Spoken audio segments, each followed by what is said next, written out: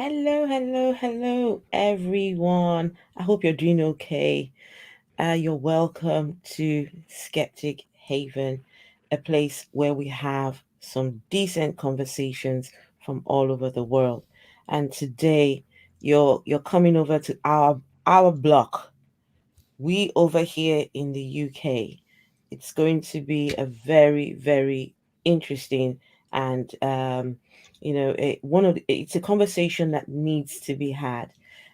So yes, please do join us in this conversation, and do not forget, if you're not subscribed, please make sure to subscribe and give it a thumbs up, right? Give it that thumbs up. And if you like the comments and the things that are being discussed here, please make sure to, make your thoughts known in the comment section. And yeah, make sure that you're engaging with each and every one of us. And so I'm going to bring the our lovely panel members.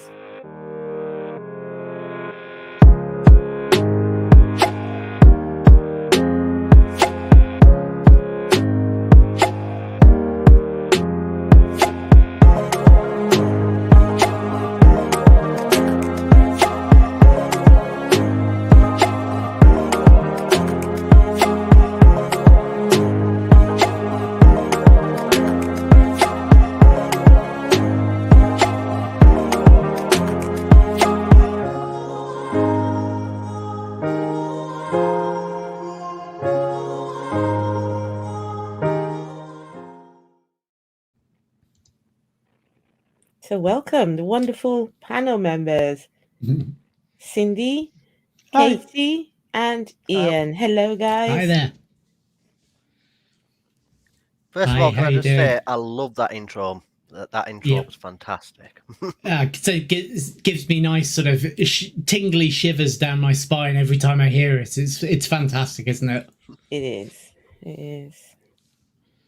So we've got a very interesting conversation here in the UK. This is an ongoing conversation, and it is one that always gets me when it is brought up.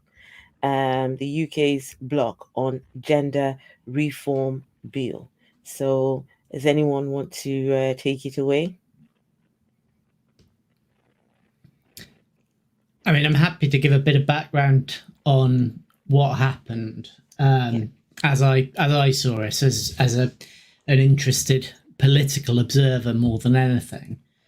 In essence, what happened here is that Scotland passed pretty unanimously a bill that would recognise the rights of transgendered individuals to identify as a certain gender, regardless of any other circumstances. They would have that fundamental right from, I think it was from the age of about 16. And for various reasons, the Westminster government, so the UK government, took a decision to use a very, very rarely used. In fact, I don't think this particular power has ever been used before. Wow. To effectively block the motion because they claimed that it would have an impact on wider UK law as a result, in that it would bring a conflict into existence between Scottish law and UK law, which cannot be allowed. The problem that I've seen with it is that people have obviously taken a look and they've gone, well, this doesn't look like it would actually cause any major conflicts. But unfortunately, the power that they have used is reserved to them, and they are entitled to do so. It's just, it strikes me as a really very, very stupid decision to block the Scottish people from having their say on quite a fundamental issue. especially at a time when there is an enormous amount of support for Scottish independence. I think this is going to be a real sort of driver for a lot of people to shift their vote away from remaining in the Union to splitting in one way or another.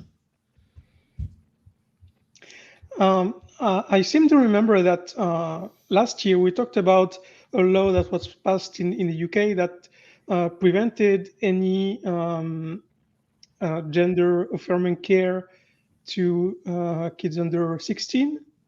Is that correct? So if this was the case, then maybe that's the law that could come into contradiction with the previous one. Well, the Scottish one, I mean. Yeah, I think the law that they're actually that Rishi Sunak was focusing on when he pulled the Section 35 was to do with the Equality Act and protection for women and girls. So he's called into question, saying that the Scottish law will infringe upon women's rights. I mean, for Yeah. a country that boasts of being a defender of the LGBTQ rights, and considering that the trans people in the UK are a very minute number. The last time I checked, I think it was about 0.4% of the population.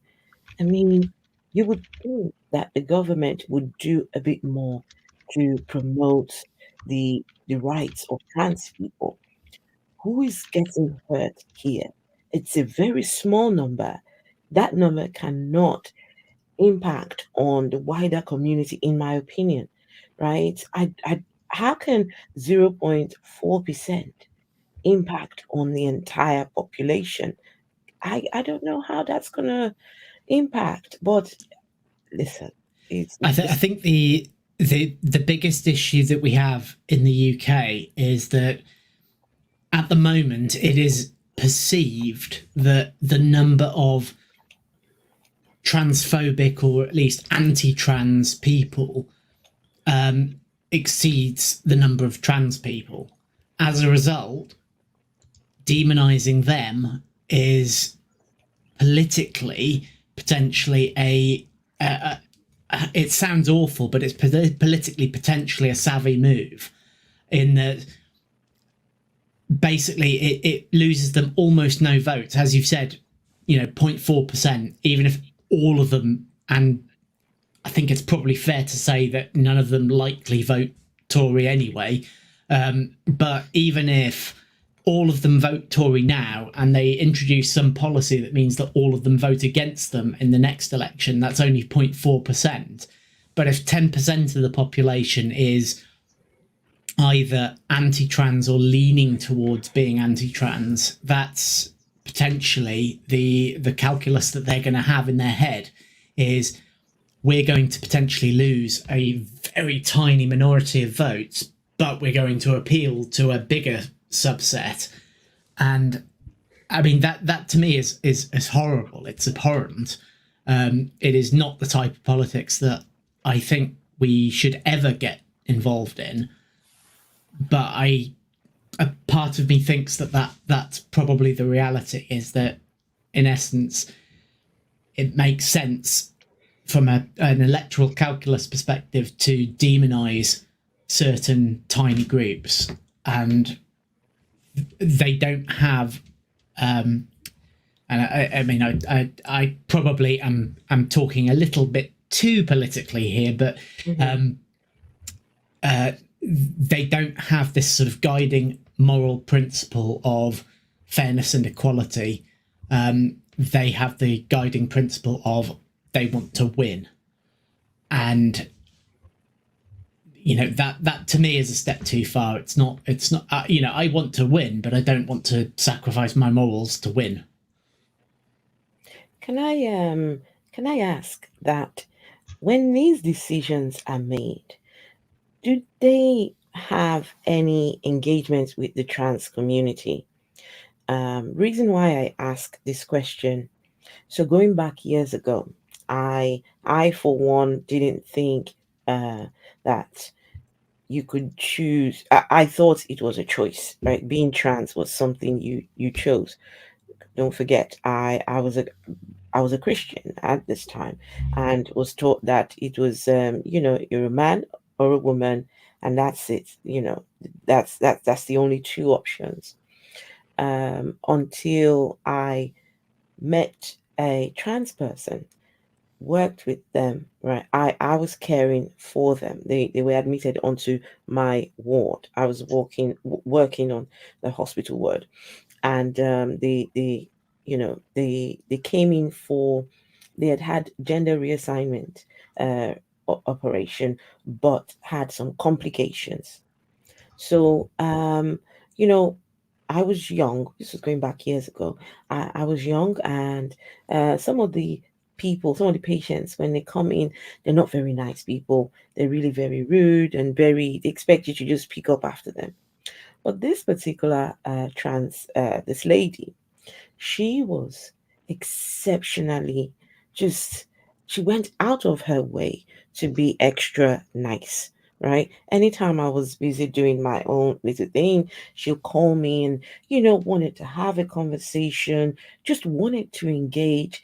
When you did anything with her or for her, she would say thank you and how much she appreciates, and it got me and her, we started having a conversation. I wanted to know what brought her to the point of wanting to have that gender reassignment. And in a nutshell, she basically said to me that yes, she's got complications now as a result, but that the feeling that she felt after she had had that operation, and just seeing her parts match up to what she thinks in her head, she said to me that feeling for her, she if she never gets anything at all, if nothing else ever works out, the fact that she got that feeling, that she's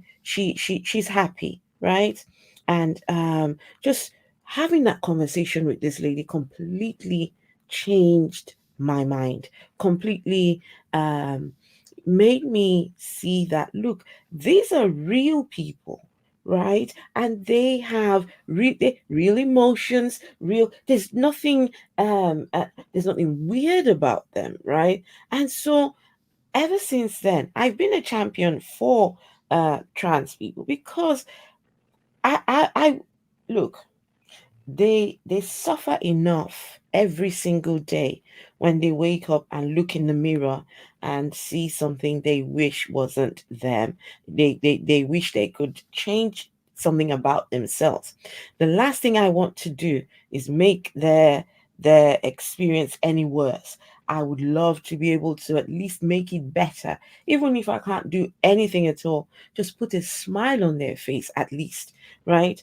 And so having an engagement with an actual real person was able to change my mind.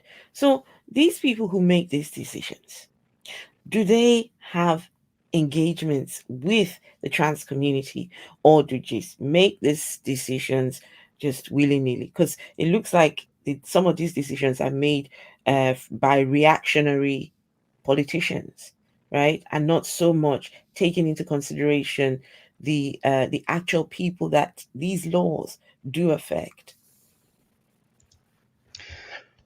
Yeah. So let's be clear on what we're talking about here. So in a classic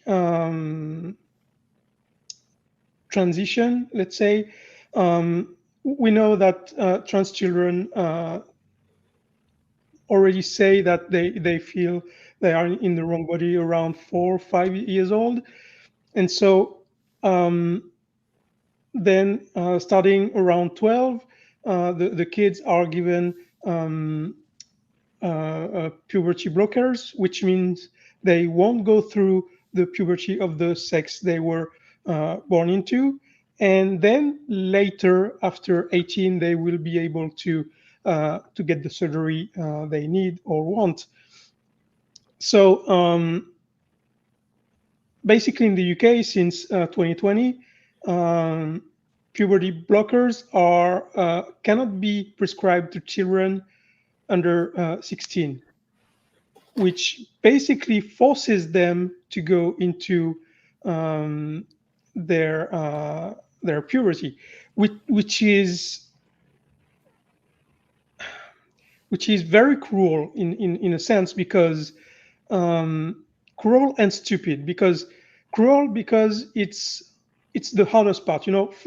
For any teenager, puberty is already hard enough. Your body changes, your hormones make you behave differently, changes in the brain, changes in the mood, relationship with the parents, everything changes at this moment. And so you add on top of that the pain and the suffering that trans kids feel at this time, because they see that they are turning into something they don't want to, and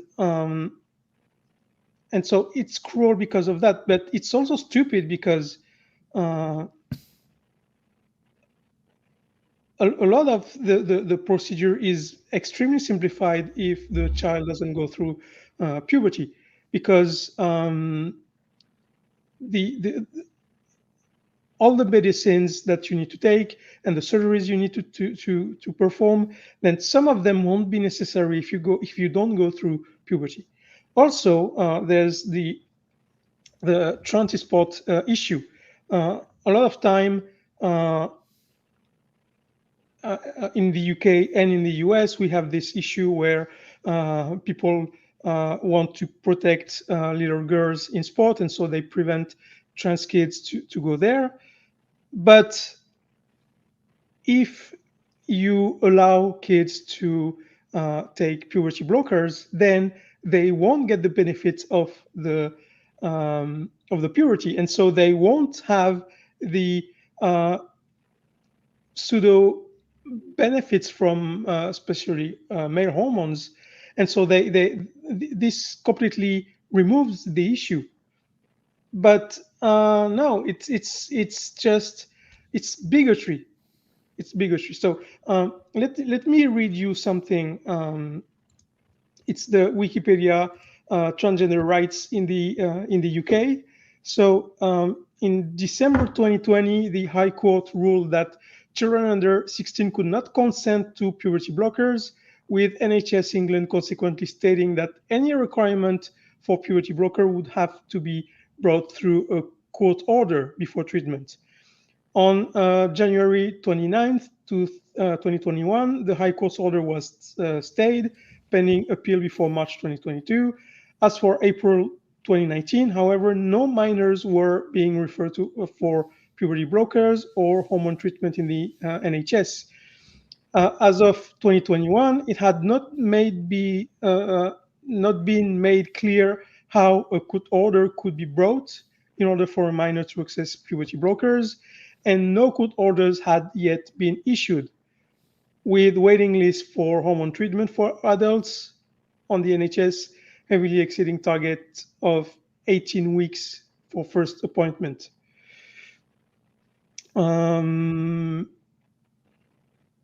What else? NHS draft guidance obtained by Reuters indicates that in response to a 3 years wait time for access to gender-affirming care, causing people to seek private sector or unprescribed solutions, the NHS is considering banning private care providers from prescribing gender-affirming care and mandating that the authorities be notified if a patient is found to be using an unprescribed hormone medication. If a trans patient is found to be accessing any of these resources, they will be barred from receiving gender-affirming healthcare within the NHS. So it's amazing how on one hand you have countries that are going forward, and on the other hand, you have this. In 2022, the NHS decided to change completely their system, and instead of directing child to a trans to gender affirming specialist, they are forced to go into the normal program. So they have to go to family doctors and everything, and people who are not specialized into this. And also they have forced the procedure to go to psychotherapy, and it seems well, basically they're re-implementing what I went through when I started my transition.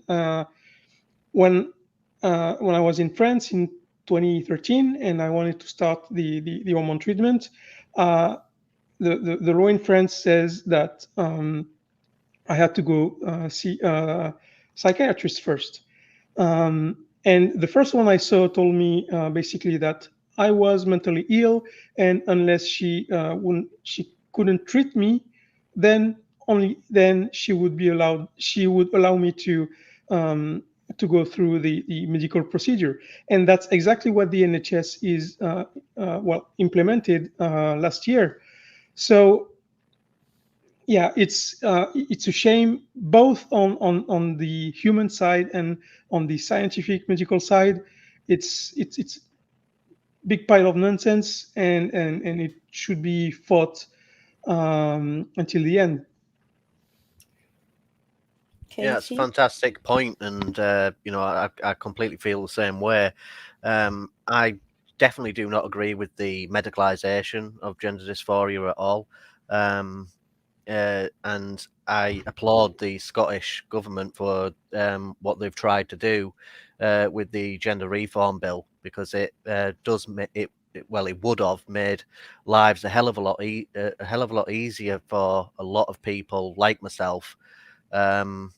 Especially those who are younger, who would be able to access care that they wouldn't be able to access at the moment. And it's a massive step back that we're taking. Especially with what Cindy mentioned about the hormone blockers and the bill that was passed back in 2020, or was it 2021? I forget. But yeah, we are taking many step backs, and especially in the UK right now, you've got politicians who are just using us as bait in political wars between parties. And also the media as well is being used to hype up a lot of transphobia against the community of trans people, and we don't deserve it. We deserve to have we deserve to be who we are without having to suffer abuses from the state, the media, and from the medical system as well. Yeah, I think it's probably really important to just point out. I try to be an ally wherever possible. I'm not part of the trans community, but I do try to be an ally. And the reason why, from my perspective, is, well, it is the right thing to do. But does it cost me anything? And the answer is no, it doesn't. It doesn't cost me anything to treat trans individuals as people, and because that's what you are. You're not different. You're not different enough to me that it matters. It's so Ian. It's just so weird that So Ian, right? Question for you, right? If someone came to you and said, "I'm transitioning," or "I would like to be called by a different name," they were called John before, and now they would want to be called Katie. What would your reaction be? I mean, I don't think I'd even. I mean, it depends on who it was, but I would just start calling them Katie. I'd probably slip up a few times if I'd known them for a very long time. I've got some friends that I've known for 30 years by a particular name and as a particular gender. If they suddenly started, wanting to be called a different name, referred to as a different gender, I imagine I would slip up a few times. It wouldn't be a malicious thing. It would just be because I was so used to the way that I've dealt with them before. But the long and short of it is that I would be 100% supportive of anyone that came to me and said that they wanted to do that, they wanted to transition.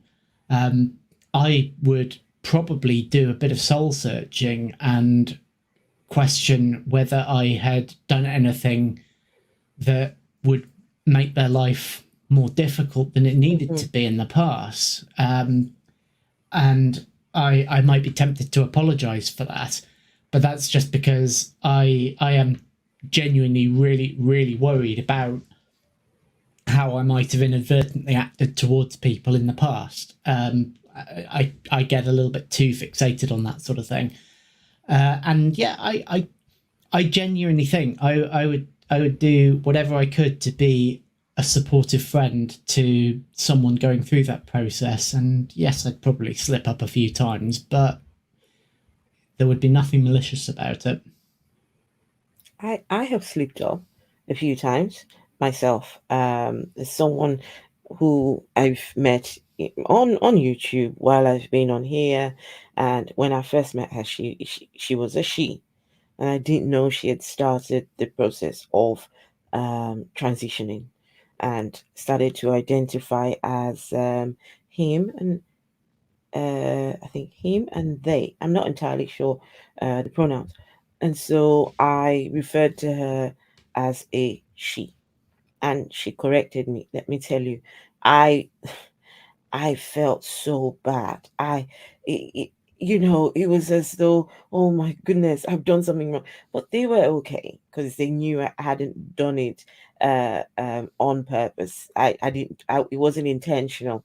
It just slipped, and I haven't made that mistake again since. I've been made sure to address them. But what will it cost me though? If someone said to me that I want to be known as such a it doesn't cost me anything. Just what you were saying, Ian, right? Yep. It's not going to cost me a single thing. It's just, I don't know what the hang up is. I really don't know why some people are so bothered by names. Yeah, I mean, oh, sorry, Katie, carry on. Yeah, no, I was just going to make a point there following on from that. When I've had people say to me that they're not going to call me by my preferred name or use my pronouns, the argument that they mostly use is that it puts them out. It makes them feel uncomfortable to try and change things. And I find that argument just so ridiculous because it's not taken into, there's just no empathy there. There's no empathy for how the trans person is feeling.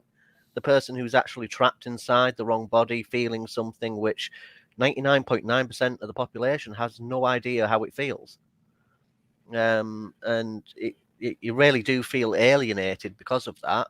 And all it takes, like Ian was saying, is just a little bit of effort from people to use the proper pronouns, use the proper name, and just treat people with respect.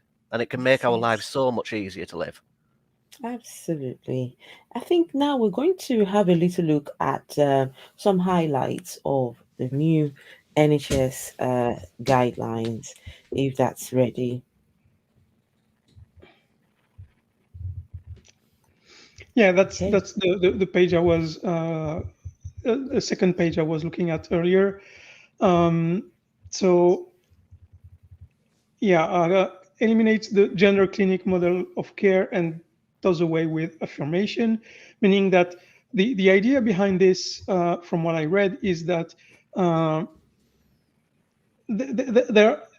there is no way to make sure the child knows what it feels, basically. So we can be sure that they are really trans, and so because of that, then we're going to just skip it and let them do whatever they want when they're adults,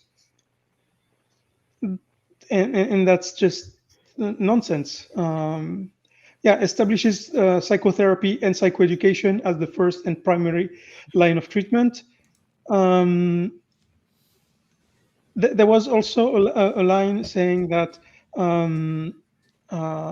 social transition was dangerous between 16 and 18, which is so social transition is basically showing as your preferred gender when you go to school, when you go outside, and they would like to ban this, and that's again when you have the child saying the same thing since they are 4 or 5 years old. Why would you prevent this? To me, it's like saying, well, kids are probably going to get measles, so we might as well not vaccinate them until they turn 18 and they can make a decision themselves. That's absurd.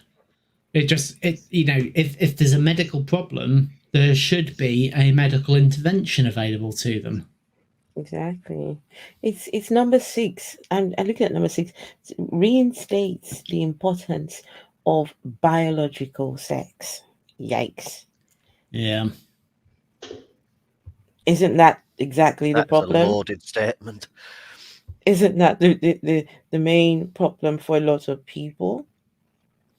But that's the thing, is that when you're looking at gender, it's determined by the XY chromosomes, and as I understand it, so even if you take the absolutely simplistic approach that everyone is either XX or Y or XY, then you still have this subset of individuals that cross that boundary, that blend the genders, and it completely ignores the fact that if you go beyond that, there are genuine biological genders that you might get an XXY or an XYY.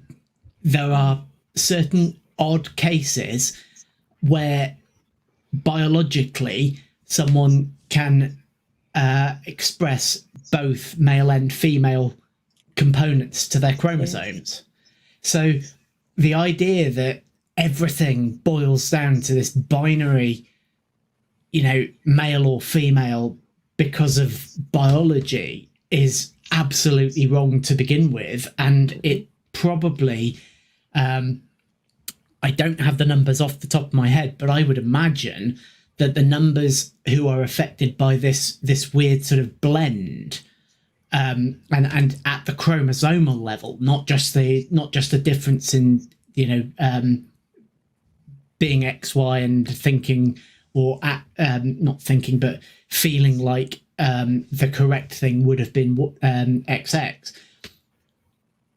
Even going beyond that, there's so much more, and I would think we're probably talking a population, 0.1, 0.2%, 1 in 1,000, 1 in 500, who actually have that chromosomal confusion, or confusion is definitely the wrong word. I apologize.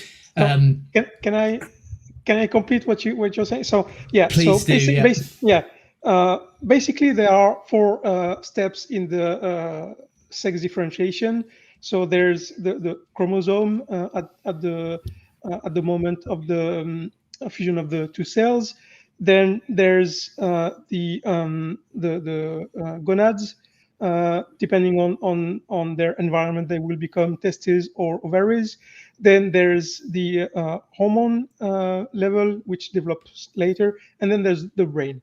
So on each step of these, there can be, as you said, different steps than the one we are traditionally thinking about, like X and XY for the chromosomes, testes and ovaries for the gonads, testosterone for men, and the other ones for women, estrogen and androgen for women, and then there's also a sex dimorphism in the brain. So it's not like there's a male brain and the female brain. That's not what it says. It's just like everything else in nature. There are two different ranges, and they overlap. And so what we observe is that for trans people, the chromosomal sex and well, the biological sex and the brain sex are different, and they correspond to what they feel. And so as you said, there are a lot of people. If we take all those four steps and everything that can vary, because it's not just, we see biology as one road. Things go there, then there, and there, and there, and they always have to go there. But biology is messy. Nothing happens always the same. Even twins are different. So there is a lot of variation in all the processes. So if we call then I forgot the word. Intersex, all the people who are not in the norm, the numbers are that there are as many red hair people as there are intersex. So yeah, it's not just a tiny fraction of the population. Dr. Sapolsky, he also says that there are more intersex people than people of IQ superior to 140. So it's the entire premise, and if Wes or Phil can show again the guidelines, I just want to make a point. Thanks. Reinstates the importance of biological sex. That basically means deny the existence of gender, because one of the main pseudo arguments of people who deny trans people's existence is that there is no gender, there is only sex, biological sex, and that's basically what it's written here. Reinstates the importance of biological sex. You don't see every time you see gender, you see eliminates gender clinic, classifies social transition as active intervention, eligible for informed consent. So every time you see gender here, it's negatively shown. Whereas on the other hand, they say clearly that the importance of biological sex is higher. So yeah, the UK. But the interesting thing about that is exactly what you've just described. There's multiple stages of establishing what is biological sex, and they're focused solely on the chromosomal effectively expression and nothing else. And it doesn't matter what the brain does, but the brain is still it's part of biology. It's important. If someone has a female brain, it is far more important that we consider what that means than it does whether they've got XX or XY chromosomes. I can't fathom any other situation where we would overrule the brain to talk about chromosomes. And I also wonder as well if they actually looked at any of the current research from other countries that actually have been doing some research into gender dysphoria. And I wonder if they've actually looked at any of that before actually writing any of this, because that research seems to be suggesting that gender is actually real, that there is actually something within the brain that has an identity. And that gender and sexuality and all of that is predetermined before we're even born. I wonder if they've looked at any of that before writing this. It doesn't seem like they have. I would remind you, Katie, that this is the same government that proudly announced that they were fed up of experts. Yes, I remember. As a result, yep, I suspect that has followed through into this particular approach to dealing with trans issues. Wishful thinking on my part, I suppose, to think that we could we got rid of Boris Johnson and all the craziness would have gone away, but sadly not. Yeah. No. So We're working on just that. just change the subject here. But I just want to know what your thoughts are. Do you think, by any chance, this whole conversation around bathrooms, do you think that's anything to do with anything? The reason why I ask, when these conversations are had, that always seems to be the go-to. This issue of bathrooms and trans people using bathrooms. Or we do not want our children to be raped when they go in the bathrooms. Now, statistics prove otherwise. The statistics are showing that the people who do the molesting and the abusing of these young kids are cis het men, right? There's a particular set of people that are predominantly the ones who commit this crime. So I don't know. Do you guys think that's anything to do with anything? it's an argument that they like to use a lot, and I think it's because it's just the go-to argument that's always been used for it. But the argument makes absolutely no sense whatsoever. Like you mentioned, the evidence goes completely against them. Mm-hmm. But it's an argument which focuses on women's rights, and I think that's where they're trying to. It's a political thing, like Ian was mentioning earlier. They're trying to. What's the word? Trying to catch the Almost attention. demonize.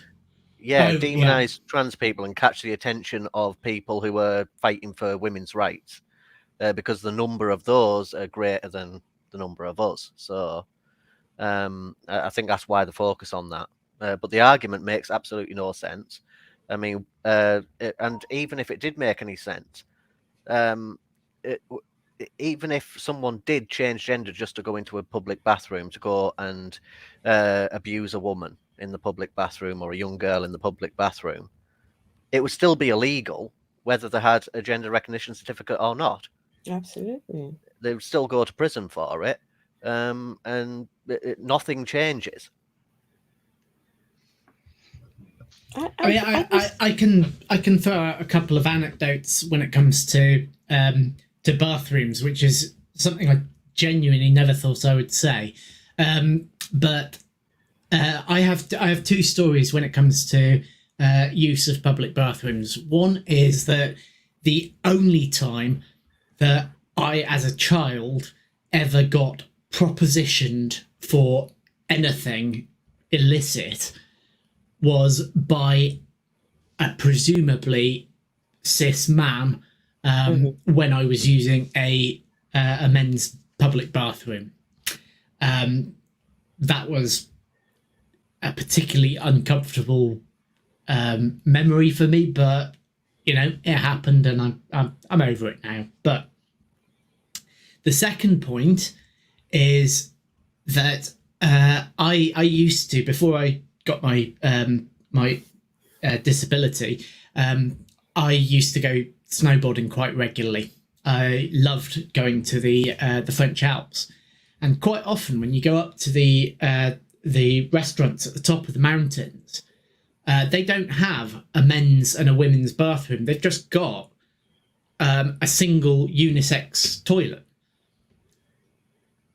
So it's quite normal to go in there and, forgive me if this is too much detail, but as a man, you go in and there are urinals there available to use, and suddenly there's a woman behind you.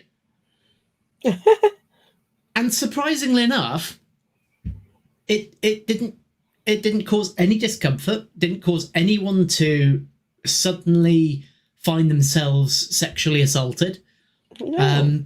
It just, the thing is, it's a bathroom. You go there, you do your business, whatever that might be, and you leave. And that's it. It doesn't need to be a great... there doesn't need to be any fuss over it. There's still cubicles in there for, anyone that wants to shut themselves in so that they can't be seen. That's absolutely fine. But the idea that if you integrate the two genders or the two main genders into a single bathroom and it would lead to trouble automatically, that's clearly nonsense. Yeah. And So speaking for trans people as well, sorry, just No, speaking Katie, for trans speak. people, the majority of trans people are only going in there for the one thing, and they're trying to get in there and out of there as quickly as possible because they don't want to Yes. interact with anything that could lead to antagonizing someone or causing any problems or anything. As a cis individual, Katie, I would absolutely back that up. I have no intention of interacting with anyone when I go to the bathroom. Yes. So I am in complete agreement with you. Yeah. And also, I think of a trans person, Katie, someone who's had to have the gender reassignment, right? For example, still going through pain, still going through healing, and all of that, right? Showing your body in public already, I think it's already something that gives one anxiety, right? And now you're in a public space. The last thing you want to do is to let the next person see what you're about, right? You just want to go in there, do what you have to do, and be out. And secondly, have you guys smelled those public bathrooms? The last thing Awful. you want to be doing in there is spending any more minute more of your time than necessary. You want to go in, do what you have to do, and be at. Listen, I don't know. Well, but I propose. This is my proposal when it comes to the bathroom thing. My proposal is I don't know why we have male and female bathrooms. So it's two things. Either we have just one bathroom where you only one person goes when one person goes in, another can't go in, right? So it rotates that way. Or we could have so male, female, and neutral.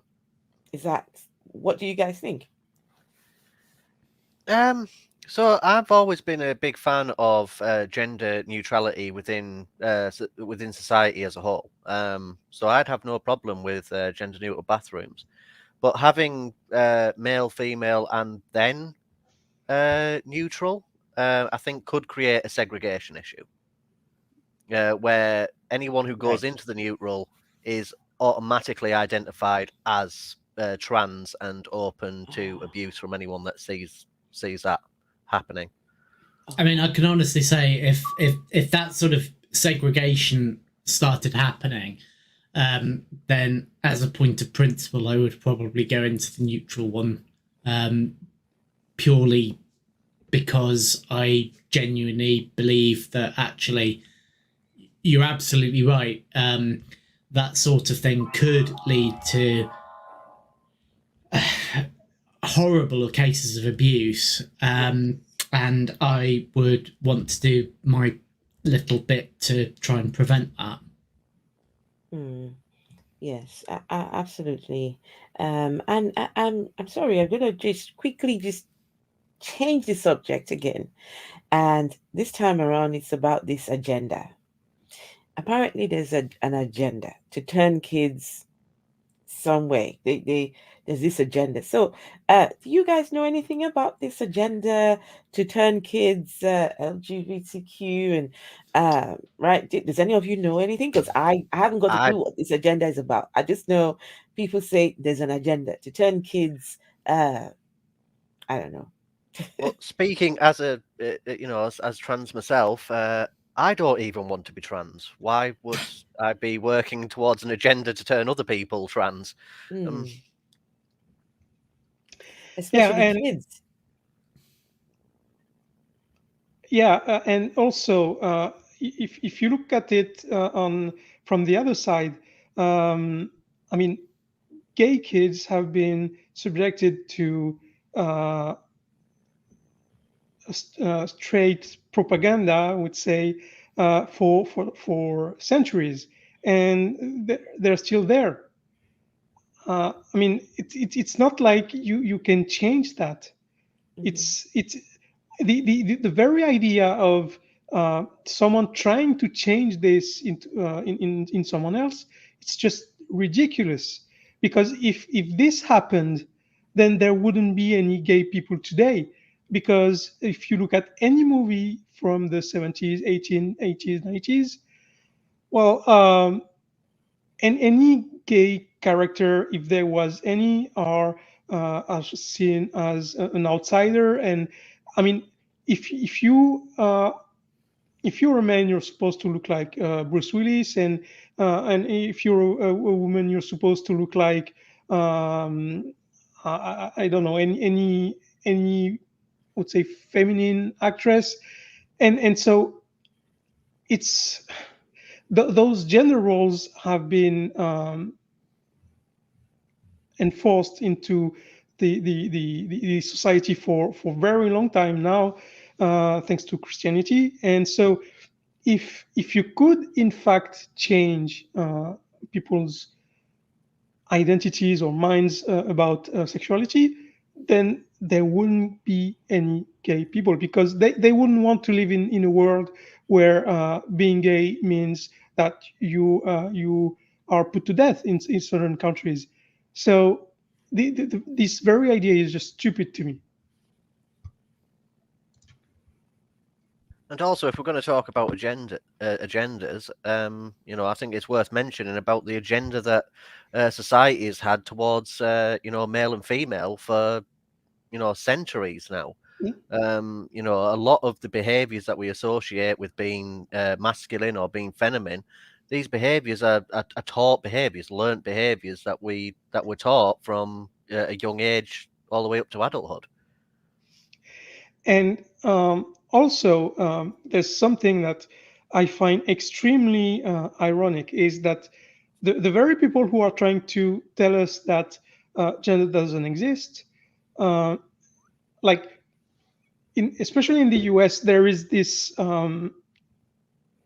alpha male trend right now. You know, these incels, most of them, they have this idea that a man is supposed to behave like this, and if you do, then you are an alpha male. If you don't, you're a beta male or a sigma male. And so, what is that if not genders? Hmm. It's they're trying to tell us that gender doesn't exist, and then to prove it to us, they That recreate themselves that is a genders. really, really interesting point. Actually, I Hmm. hadn't even thought of it in those terms, but that's wonderful. Okay, I'm going to bring a little bit of the religion into this now, because there you find that most of these ideas are grounded in religious beliefs.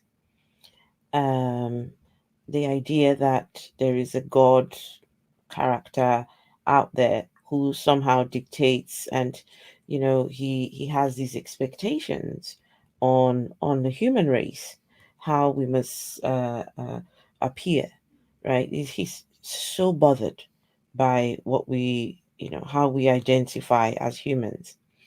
And for me, now when I think about it, because there's still countries where that, this conversation that we're having now, we couldn't have this conversation. There are parts of the world where, you know, it's never going to happen, right? This kind of conversation.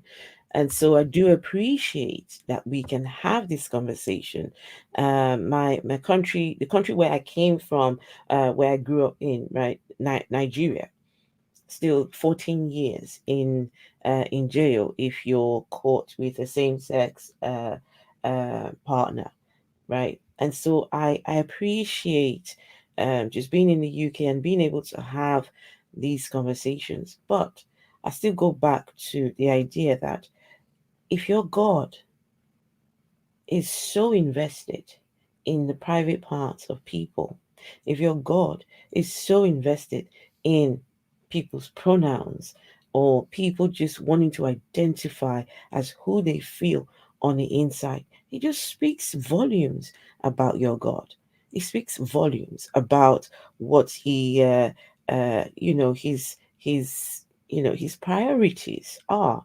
And for me, I wouldn't rate such a God very highly, and let alone worship said God. Absolutely not.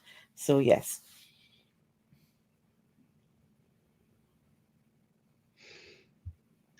Yeah, it's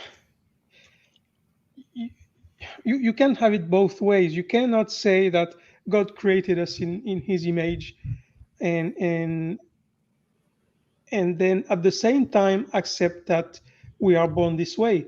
So that's why they just deny that we are born this way, that it's choice, it's a life choice, lifestyle, as they call it, because it's a contradiction, and they usually don't deal very well with cognitive dissonance. So yeah, it's been already an hour in the show, so I'm not sure we should start Right, talking about right. Let's not the open merits another of can of religion. worms. I'm Yeah. sorry. It's just this But conversation always gets me going. Always yeah, does. yeah, yeah. So I what I'm going to do, I'm going to quickly just read out the names of the patrons. If you're a patron, I appreciate you. Thank you for your support. If you're thinking of becoming a patron, please do go ahead and sign up to become. It helps the show. It helps have these conversations. So patrons, we've got Rion. Hang on. Have I got? Okay, Rion, Deneen Murphy, Dan D, Michael Wiseman, Katie, Kathy Cotton, Sonny Shell, Aaron Coalson, Phil Calderone, Cindy Plaza. Yes, I've got everybody. So thank you, each and every one of you, Patreons. Appreciate you all. And yes, make sure to subscribe if you're not subscribed. Give it a thumbs up, the stream, and engage in the comment section. Yes.